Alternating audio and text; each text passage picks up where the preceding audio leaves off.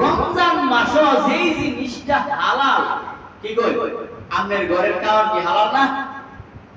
ভাত মাংস, হ্যাঁ, মাছ দিয়া ভাত করছে, খাওয়া কি হালাল না? হালাল খাবার প্রায় নিষেধ, খাওয়া যাবে না।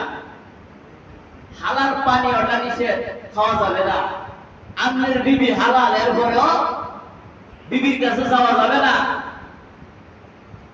হালাল জিনিসগুলা হারাম হয়ে গেছে, আর হারাম জিনিসটা রোজার মধ্যে আমরা ইচ্ছা মতো খাইতেছি, ইচ্ছা মতো ব্যবহার করতেছি, তাইলে আমার রোজা কেমনে থাকবে? কোন এই জন্য নবী বলছেন, তো তোমার রোজাটা জাহান্নাম থেকে ডাল হবে যদি না পারো, যদি না বাইরা যায়।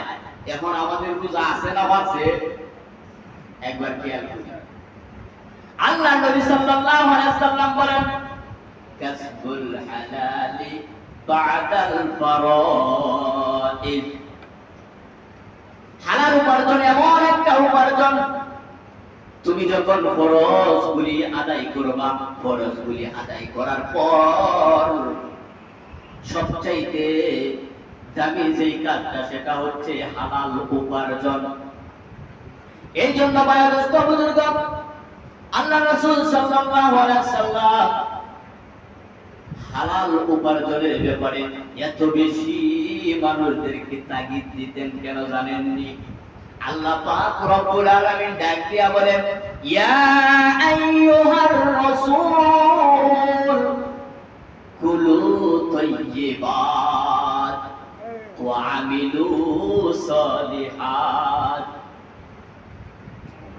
ও আমার পয়গম্বর, আপনি যখন খাবেন, আপনি যখন আহার করবেন, আপনি হালালটা খাইবেন। ওয়া আমিলু সালিহাত, আর আপনি কি করেন? নেক আমল করেন। আল্লাহ নবীজিরে কইছে হালাল খাওয়ার জন্য, আর আমরা নবীর উম্মত হইয়া হারাম খাওয়ান যাইব, কি কই? হ্যাঁ, আল্লাহর পয়গম্বর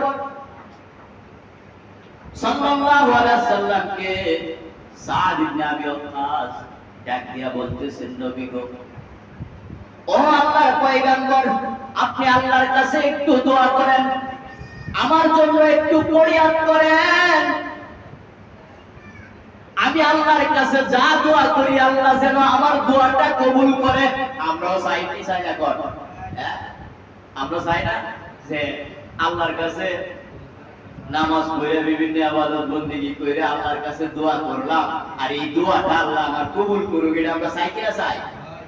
আল্লাহর পয়গম্বরের সাহাবী বলতেছে, নবী গো, আমার জন্য দোয়া করেন, আমি যখন দোয়া করব আল্লাহর কাছে, আল্লাহ যেন আমার দোয়া কবুল করে। নবী ডাক দিয়া বলে, ও আমার সাহাবী, শুনো, দোয়া কবুলের জন্য শর্ত হচ্ছে হালাল ভক্ষণ করো।